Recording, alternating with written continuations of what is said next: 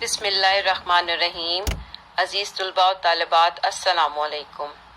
یہ کاروان اردو کی جو کتاب ہے، اس میں سے سبق نمبر 8 راشد منہاس کے بارے میں پڑھیں گے۔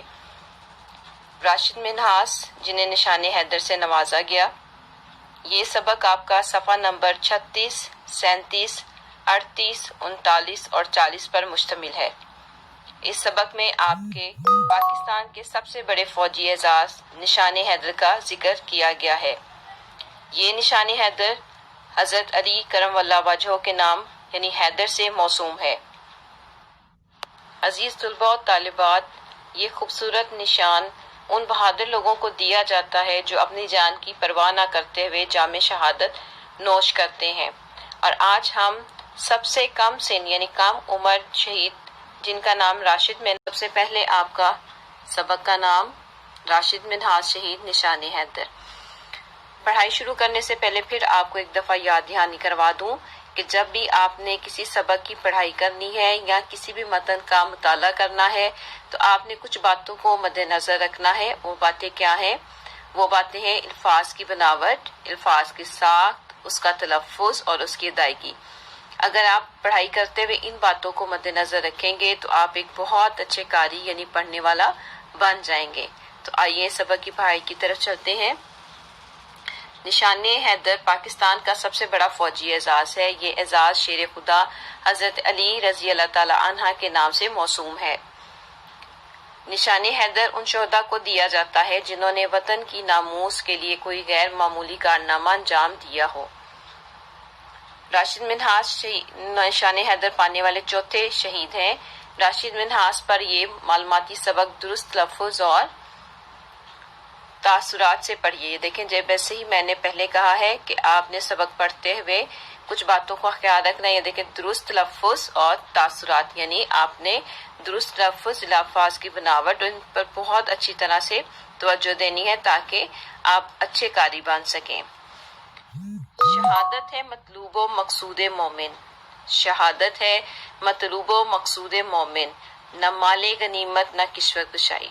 عزیز طلباء و طالبات، دیکھیں کتنا خوبصورت شعر ہے اور کتنی خوبصورتی سے اس میں یہ شہیدوں کے درجات کے بارے میں بتایا گیا ہے۔ وہ کہتے ہیں کہ جو مومن ہے اس کو صرف شہادت مطلوب اور مقصود ہے، یعنی مومن کا مقصد صرف اور صرف شہادت حاصل کرنا ہے۔ نہ مال غنیمت نہ کشور کشائی، یعنی نہ اسے مال و دولت کی اور نہ معاشرے میں کوئی بہت زیادہ بلند مقام حاصل کرنے کی ضرورت ہے، اسے صرف اپنی شہادت سے مطلب ہوتا ہے، یعنی وہ صرف اپنی جان دینے کے بعد اعلیٰ مرتبہ اللہ رب العزت کے ہاں پانا چاہتا ہے۔ تو آئیے آگے چلتے ہیں، پڑھتے ہیں راشد منہاس کے بارے میں۔ راشد ابھی ایک بچہ ہی تھا کہ ایک دن بیمار ہو گیا اور کمبائنڈ ملٹری ہسپتال میں داخل کیا گیا۔ اتفاق سے ملک کے صدر بھی اسی ہسپتال میں تھے، ان کی عیادت کے لیے بڑے بڑے افسران آ رہے تھے۔ ایک دن فضائیہ کے سربراہ بھی عیادت کے لیے آئے۔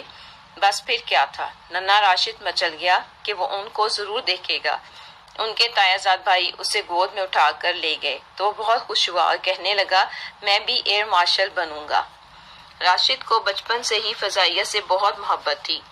ان کے پسندیدہ کھلونوں اور تصاویر میں جہاز کو اولیت حاصل ہوتی۔ دوران کھیل بھی وہ جہاز کی آواز سن کر رک جاتے۔ ایک دن سب بہن بھائی جھولا جھول رہے تھے۔ راشد جھولے پر بیٹھ کر پیٹ کے بل لیٹ گئے اور بازو پھیلا کر زور زور سے کہنے لگے دیکھیے میں ہوائی جہاز بن گیا ہوں۔ اسی طرح بچپن ہی سے جہاز کے ماڈل اور مشینری سے انہیں حد درجہ دلچسپی رہی۔ کاغذ اور تنخوں کی مدد سے جہاز بنا کر اڑانا بھی ان کا پسندیدہ کھیل تھا۔ اس کے علاوہ بانی پاکستان قائد اعظم کے پسندیدہ کھیل کرکٹ سے بھی انہیں بہت دلچسپی تھی۔ ان کا مطالعہ بھی بہت اچھا تھا۔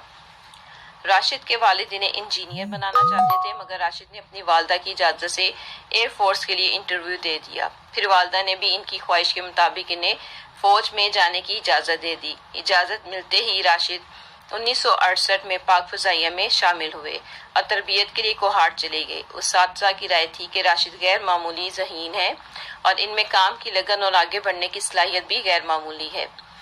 بہترین کارکردگی کی بنیاد پر انہیں اعلیٰ تربیت کی غرض سے رسال پور بھیجا گیا۔ جون 1970 میں پشاور یونیورسٹی سے BSc کا امتحان پاس کیا۔ اس کے علاوہ سائنس، الیکٹرانکس، علم موسمیات، اور پرواز سے متعلق تمام علوم حاصل کیے۔ 15 اگست 1971 کو ان کی تعلیم مکمل ہو گئی اور وہ پائلٹ آفیسر بن گئے۔ اگست 1971 میں وہ پائلٹ آفیسر بننے کے بعد خوشی خوشی اپنے گھر آئے۔ اپنی تینوں بہنوں ثنا، انجم اور راحت کو اپنے مستقبل کے عزائم سے آگاہ کیا، امی سے دعائیں لیں، گھر سے رخصت ہوتے وقت سب کو اللہ حافظ کہا۔ 20 اگست بروز جمعہ راشد کی پہلی تنہا پرواز سولو فلائٹ تھی۔ آج وہ بے حد مسرور اور پرعزم دکھائی دے رہے تھے۔ راشد کو کنٹرول ٹاور سے پہلی کلیئرنس ملی۔ انہوں نے جہاز کو رن وے پر چلانا شروع کیا۔ آہستہ آہستہ جہاز کی رفتار بڑھتی گئی۔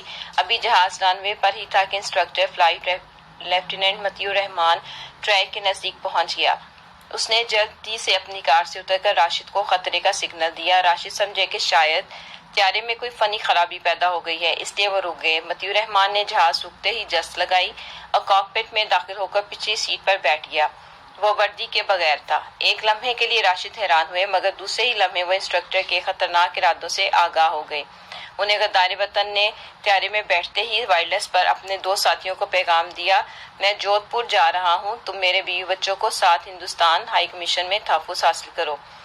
اب راشد پر پوری صورتحال واضح ہو چکی تھی، مگر ان کے کچھ کرنے سے پہلے ہی غدار نے دوہرے کنٹرول کا فائدہ اٹھاتے ہوئے پرواز شروع کر دی اور جہاز کا رخ بھارت کی طرف موڑ دیا۔ راشد نے فوراً ماڑی پور کراچی کے کنٹرول ٹاور سے رابطہ کیا اور پیغام دیا، مجھے اغوا کیا جا رہا ہے، تم مطیع الرحمان کے ساتھیوں کو ہندوستان ہائی کمیشن میں پناہ نہ لینے دو۔ یہ پیغام سنتے ہی ساتھیوں نے راشد کو ہدایت دی کہ جہاز کو اغوا نہ ہونے دیا جائے۔ غدار مطیع الرحمان نے راشد کو بے ہوش کرنے کے بعد بہت کوشش کی، مگر انہوں نے اپنے حواس بحال رکھے۔ مطیع الرحمان نہایت ماہر اور تجربے کار پائلٹ تھا۔ وہ وطن کی چند اہم دستاویزات بھارت لے جانا چاہتا تھا۔ یہی فیصلے کا وقت تھا اور راشد نے فیصلہ کر لیا تھا کہ ہم ابد تک زندہ نہیں رہ سکتے اور موت ایک بار آتی ہے، پھر کیوں نہ یہ زندگی ہم اپنی ملت اور وطن پر نچھاور کر دیں۔ یہ کرنا تو آسان ہے۔ وہ اب انسٹرکٹر سے گتھم گتھا ہو گئے۔ وہ پرواز نیچی کرنا چاہ رہا تھا کیونکہ اس کے پاس گیس ماسک نہیں تھا، مگر راشد طیارہ بلندی پر لے جانا چاہتے تھے، مگر اس چالاک شخص نے ایسا ہونے نہیں دیا۔ بدقسمتی سے کنٹرول ٹاور سے بھی رابطہ ٹوٹ گیا، مگر راشد کے عزائم اور حوصلے مزید بلند ہو گئے تھے۔ انہوں نے پوری قوت سے وہ آلہ دبا دیا جو جہاز کو نیچے گرا دیتا ہے۔ اب جہاز ہولناک رفتار سے زمین کی طرف آنے لگا۔ غدار کو موت نظر آنے لگی۔ وہ گھبرا گیا۔ وہ طیارے کو پلے جانے کی کوشش کر رہا تھا، مگر راشد اپنا مشن پورا کر چکے تھے۔ انہیں اپنے ارد گرد یہ آواز سنائی دیتی تھی، اے راہ حق کے شہیدو وفا کی تصویرو، اے راہ حق کے شہیدو وفا کی تصویرو، تمہیں وطن کی ہوائیں سلام کہتی ہیں۔ 17 فروری 1951 میں کراچی میں پیدا ہونے والے راشد منہاس نے 20 اگست 1971 کو صرف 20 سال کی عمر میں جام شہادت نوش کیا۔ انہیں اس عظیم خدمت پر وطن عزیز کا سب سے بڑا فوجی اعزاز نشان حیدر بھی دیا گیا۔